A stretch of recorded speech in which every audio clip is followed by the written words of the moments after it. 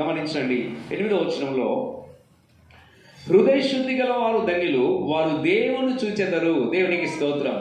ప్రభునందు ప్రియులారా, మన చిన్న హృదయంలో యేసు క్రీస్తు ప్రభు వారు ఉండాలని ఆయన ఇష్టపడుతున్నాడు. దేవునికి స్తోత్రం. మన హృదయము ఆయనకు కావాలి. దేవునికి స్తోత్రం.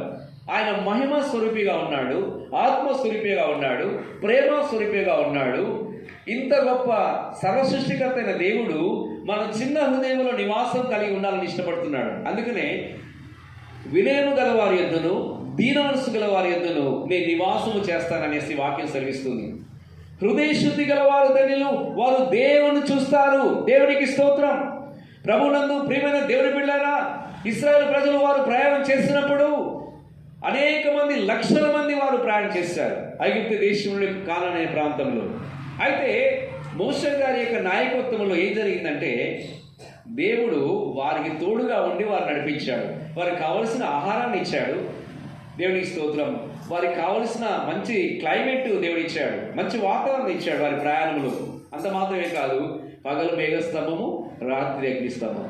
ఎండ దెబ్బ తగలకుండా ఒక మేఘం వచ్చినప్పుడు, చక్కటి చల్లటి నీడ వచ్చినప్పుడు చాలా సంతోషిస్తాం ఎండాకాలంలో. అయితే పగలు మేఘస్తంభం, రాత్రి అగ్నిస్తంభం, చీకటి లేకుండా వారు ప్రయాణం చేశారు.